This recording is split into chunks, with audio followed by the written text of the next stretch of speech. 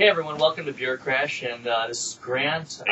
I'm Lee, and we are going to be talking about cash for clunkers today. You've heard a lot in the news, everyone's saying, cash for clunkers worked. It's a huge success! Huge success. I mean, who wouldn't want $5,000 from the government for free to go buy a new car? I mean, I want $5,000. And the best part is that it's going to help the environment.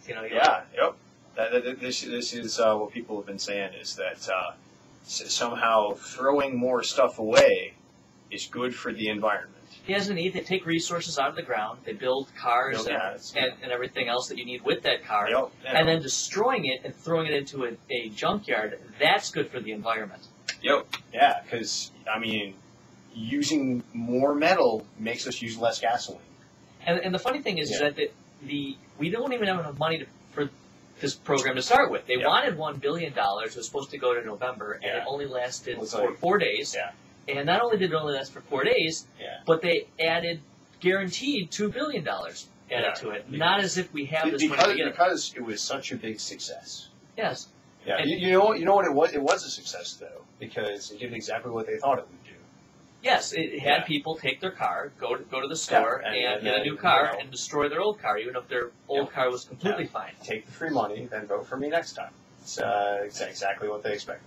So you should be confident with your government now with what it's doing. Essentially, it's just going to promise and guarantee $2 billion that we don't have because we're already in debt, and then use that money to just let anybody use a car. Now, people like me, I don't own a car, but my tax dollars are going for everyone to go trash their cars that they already had and go buy a new one.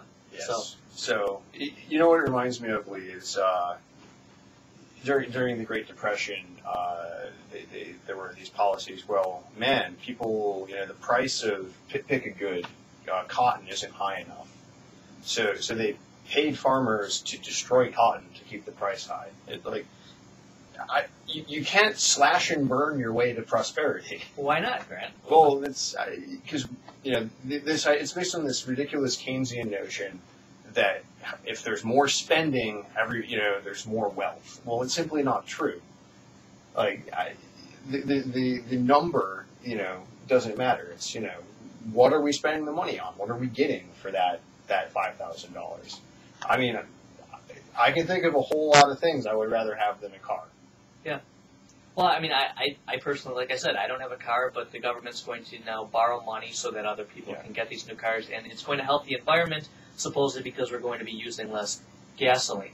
Now, what about the amount of energy used to build the cars in the first place? I'm pretty sure it uses quite a bit of energy, which means that the products had to be shipped somewhere.